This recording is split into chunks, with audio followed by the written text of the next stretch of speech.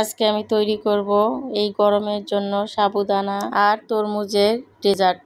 এই ডেজার্ট খেতে যেমন সুস্বাদু তেমনই পুষ্টিগুণে ভরপুর। তো চলুন ডেজার্টটি তৈরি করে নেওয়া যাক। আশা করি সম্পূর্ণ ভিডিওটি দেখবেন।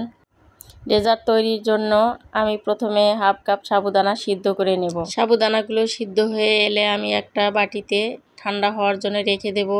আর আমি এই সাবুদানাগুলো ছেঁকবো না, ঠান্ডা পানি দিয়ে ধোয়ার কোনো প্রয়োজন নেই। এভাবেই আমি আজকে ডেজার্টটি তৈরি করব। আর আমি এখানে 700 গ্রাম পরিমাণ দুধ নিয়েছি আর দিয়ে দিলাম হাফ কাপ পরিমাণ চিনিও দিয়ে দিলাম। আর চিনি এই দুধটাকে আমি আরও একটু সময় জাল করে নিয়ে এটা ঠান্ডা করতে দেব। আর এই ডেজার্ট রেসিপিটা খেতে যেমন সুস্বাদু তেমনি পুষ্টিগুণে ভরপুর, আর বাচ্চাদের এটা খুবই পছন্দের খাবার। আগে থেকেই যে সাবুদানাটা আমি সিদ্ধ করে রেখেছিলাম এটা ঠান্ডা হয়ে গেছে, আর এটাও ঠান্ডা হয়ে গেছে। আমি এখন এই দুধটা সাবুদানার ভিতরে ঢেলে দেব, দিয়ে দুধের সঙ্গে ভালোভাবে মিশিয়ে নেব। দুধ আর সাবুদানাটা একটু ভালোভাবে মিশিয়ে নিব। এখন দিয়ে দিব আগে থেকে কিউব করে কেটে রাখা তরমুজের বিচিগুলো আমি ছাড়িয়ে নিয়েছি। অবশ্যই বিচিগুলো ছাড়িয়ে নিতে হবে।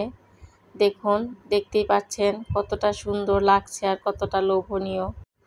এখন এটা ফ্রিজের নর্মাল চেম্বারে 1 ঘন্টার জন্য আমি রেখে দেব ঠান্ডা হওয়ার জন্য।